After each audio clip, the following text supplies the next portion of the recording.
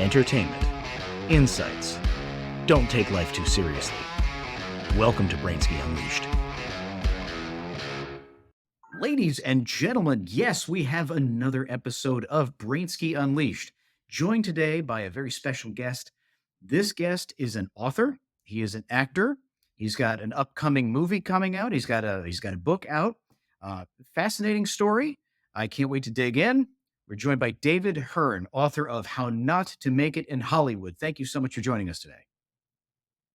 How do you do, Thomas? Great to be with you. Thank you so much for having me. Absolutely. So let's start off with the book, shall we?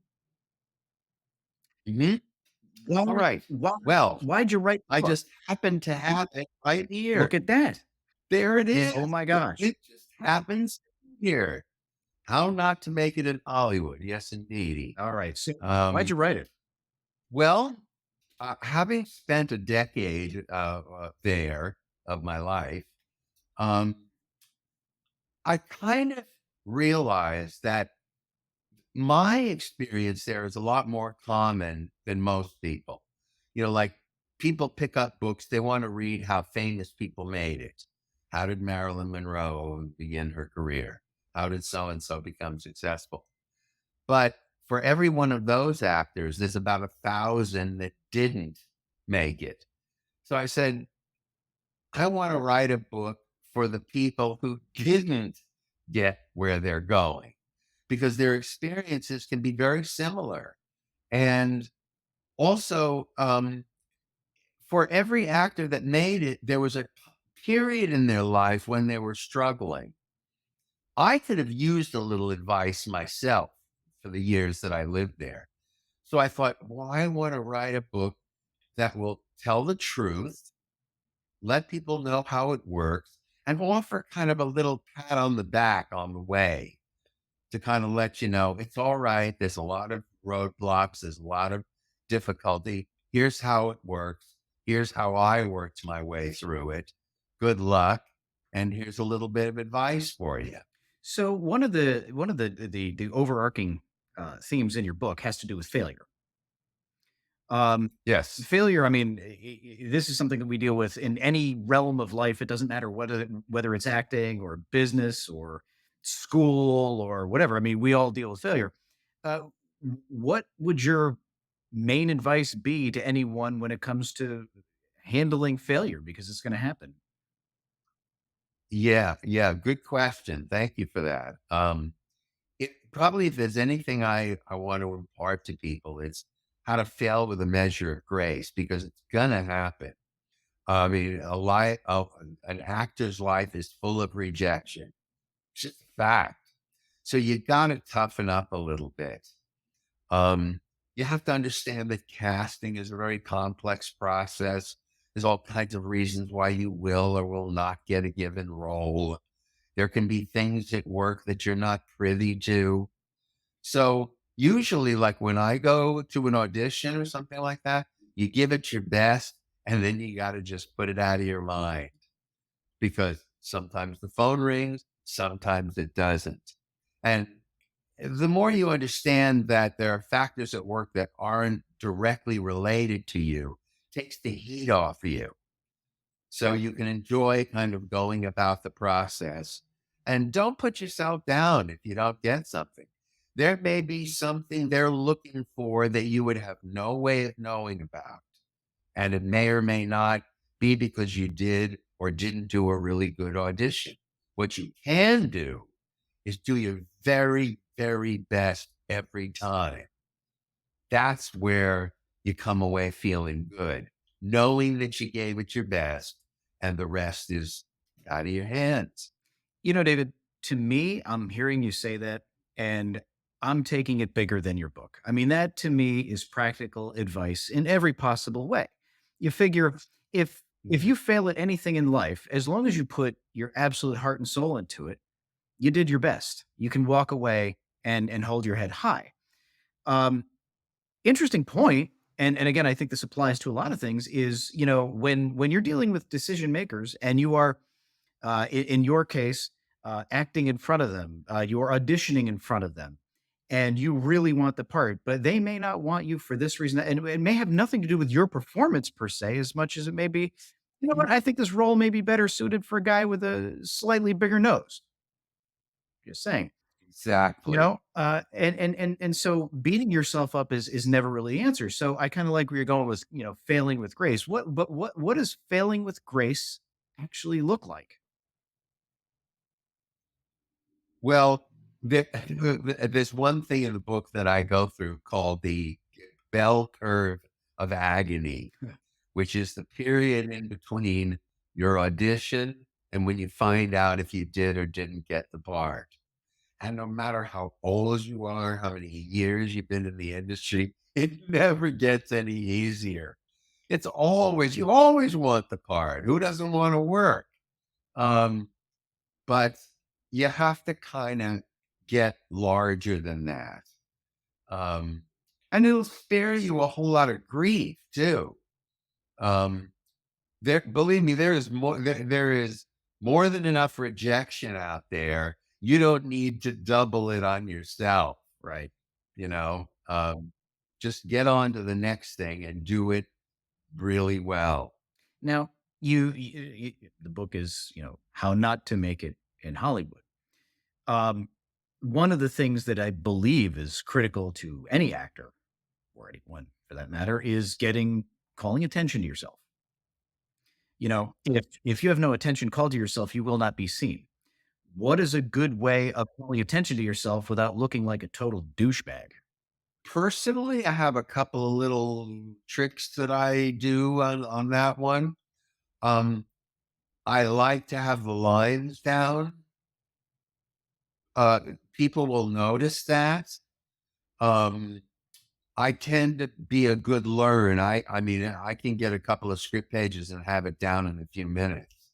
Um, so that impresses. There have been occasions when, you know, if I walk in there and I know the dialogue and I don't need to stand there holding the script, um, that's a plus. Mhm. It shows that you did some work on your own and you're ready for it. Also, if you read the dialogue carefully, you can usually get a sense of the character. Not always, because you don't always know the context from a couple of script pages. But if you can get an idea from the script as to what kind of character the part is, if you walk in there and throw out something, take a risk. Just throw something at them in the guise of the character, that can be a real plus too. During the audition, the people that are sitting there essentially judging you, maybe they had one idea for the character and then you give them something different, or is something that really brings that character to life in a way, then that's gonna get probably increase your chances of the part. Right. But well, let me ask you this though: is the only way to even get noticed at all in Hollywood to have an agent promoting you, or is there anything that you could do outside of an agent that really calls enough attention to you, where you know someone may be reaching out to you? That's a real deep question right there. Because as I outlined in the book, getting an agent for whatever reason, I don't know why, was just murder down there. I have an agent here. I'm in Oakland, California. I have an agent in San Francisco. Getting an agent here was strangely easy after a decade down there, just beating my head against the wall. I mean, to this day, I still don't know why. I joke in the book. Do I have a sign on my back that says "Do not represent"? Um, it's very impenetrable. I don't know what it is with Hollywood agents. My agent up here is terrific, and they picked me up very quickly after seeing that I had some film credits. But I don't know. That's a mystery for the ages right there, Thomas. Okay. Why is it so hard to get an agent in Hollywood? You can do stuff on your own. You can go to independent auditions, but without an agent, you can't really get up on the substantive work in film and television and stage. I think one of the reasons why I was asking is, you know, relevant to today's, you know, news of the day. You know, if people are listening to this or watching this podcast 3 years from now, maybe you'll remember, maybe you won't. But News of the day right now is you have someone who is currently going from a general nobody, unknown person who happened to be doing a part of a man on the street or woman on the street interview in Nashville, and now they are talking about television. Is it 15 minutes of fame? Is it going to get any bigger? This is that Hawk Tuah girl. God bless her, by the way. God Okay. bless her. What? Mm. But I mean, now you're talking about being famous for ridiculousness, for absolutely off the wall things. Is it me or is that becoming more common now? You're talking about what I call reality television pollution. Reality television has sort of infected the industry. There was a time when you would go to the movies or put on the TV, the only people you would see are actors. This new phenomenon of people becoming celebrities for some dumb viral something that they put out there, that has nothing to do with showbiz. That's that's more the infrastructure of social media that can make a quote star out of somebody. Sometimes they last, sometimes they don't. I sort of erase all of that from my purview because when you're an actor, it's a practice, it's a job, it's a science. It's something you have to study and get really good at. I was once sent on an audition for a reality television show, and I was completely at a loss, because I'm a character actor. I need dialogue and direction and an understanding of the character and all that stuff. Reality television is just people being their obnoxious selves doing dopey circus acts on video.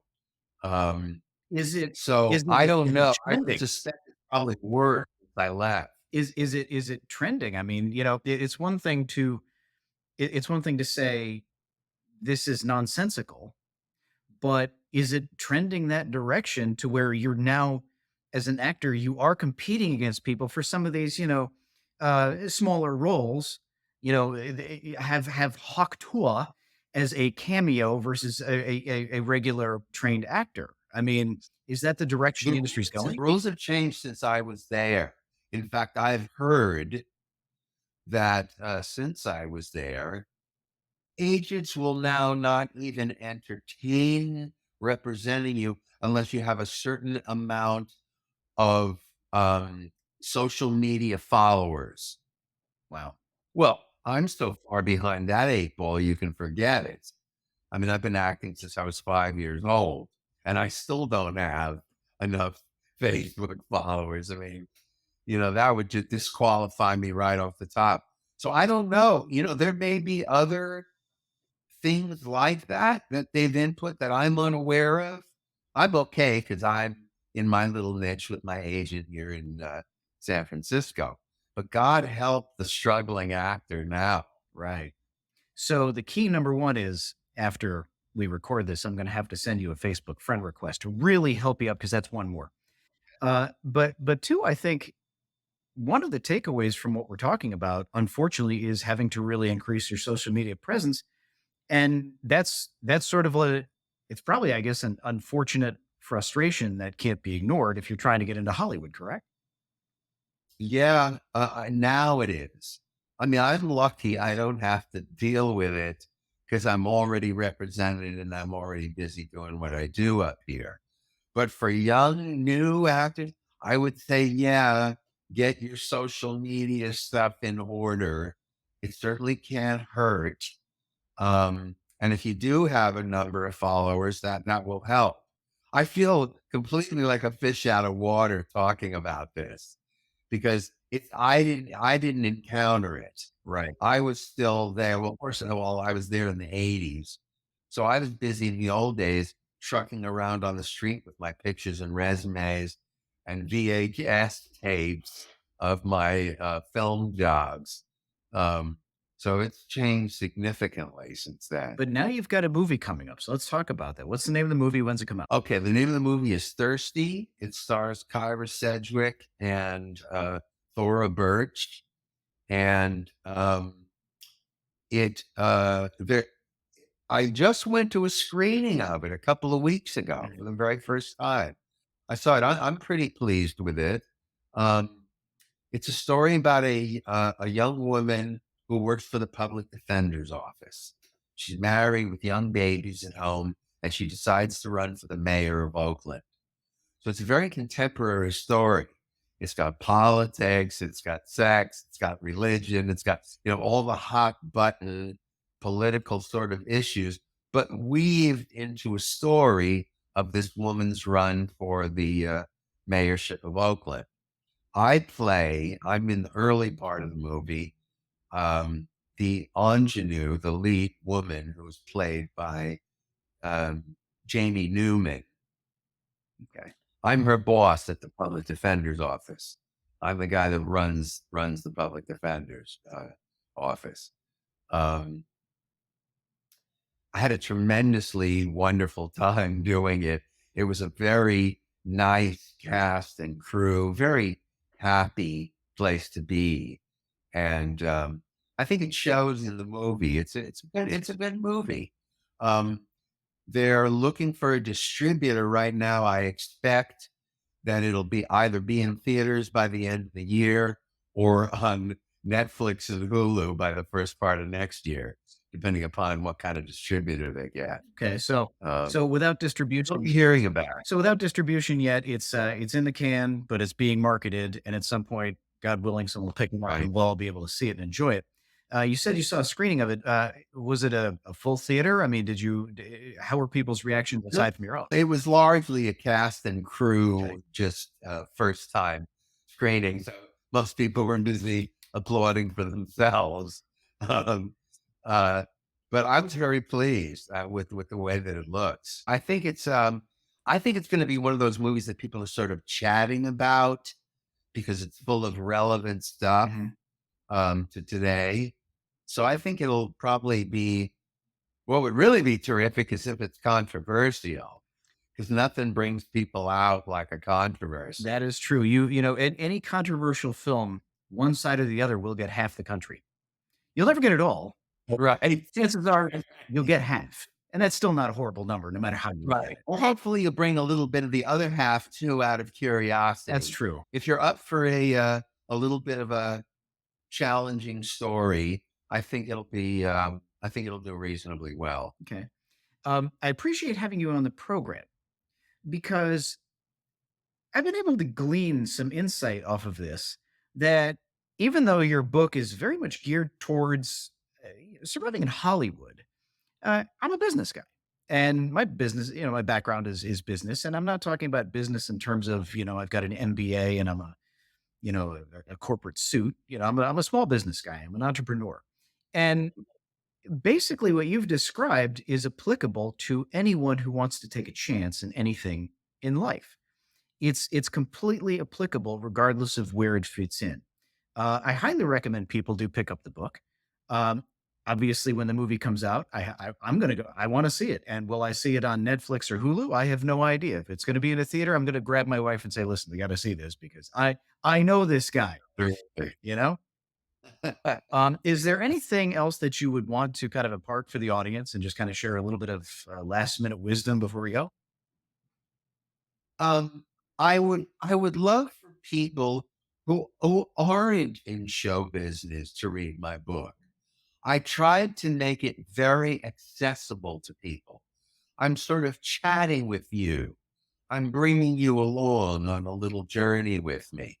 And so far, I've had a few people who have read it who are not in the business who thoroughly enjoyed it. And that means a lot to me. I wanted it to be funny and entertaining enough that anybody from any stripe could pick it up and really enjoy the experience of it. It's available on Amazon Books right now and will be available on other distributors as well. Um, and I try to give the reader some fun, some entertainment, and some knowledge to boot. Okay. Well, before we go, I'm just going to ask, and if you divulge, you would be wonderful. Is there any single moment, story, thing that happened during your Hollywood career that is just crazy, juicy, insane? Obviously, you don't need to name names because I understand how that works. But is there anything that you just have that's in your head, top of mind, that you go, man, that was one of the most bizarre things a human being could be either a part of or witness? Yes. Yeah, I don't have to think too long about that one. I was once in a movie on the Playboy channel, um, which was just the lamest, trashiest, most, it had topless women and a lot of dirty jokes and stuff like that. It just, you know, Trash. sub intelligent stuff. Um, but I enjoyed doing it anyway. Were you the pizza So, guy? Did you do the pizza delivery on the Playboy movie? almost. Oh my god. It wasn't pizza, but we had to come to the door. Hello, ding dong. The same kind of thing, except we were, what were we? Oh, we were police detectives. Ah, That's what the set yeah, I was. have to invest to Right. get your clothes off. Yes. Right. Yeah. So um, that taught me a lot because it was right on the edge of the industry, the fringe, if you will. Um, I guess the lesson I learned from that was where not to go. So that fits in with the title of my book, How Not to Make It in Hollywood. Porn is Um, probably not the direction to go if you really want to make it big. it's not a good political stepping stone, if you Certainly will. not. Well, look, Thomas, thank you so much for having me. I've really, really enjoyed talking to you. This has been loads of fun. And it's funny when you pointed out about your entrepreneurial activities, I kind of realized you're right. When you're an actor, you're kind of an individual entrepreneur. You're running your own show. You are. So it's true. A lot of that stuff is Well, applicable. you are your business, you are your brand, you are your marketing, you are your sales, you are your operations. You are doing all of that. It's just it's under the guise of the term actor, but the reality is it doesn't change. You have a product and you need to sell it. Right. That's right. Yeah. Mhm. Well, thank you again so much for being part of the program here. As always, hit the subscribe button. If you don't know where it is, I cannot save you from that. But the reality is, chances are, when you do look down at your device or when you're looking at your screen, as you should be right now, there is a subscribe button. Hit that damn button. Like, subscribe, 5 stars. That's the only way to do it. Thank you so much for joining, and we'll see you next time.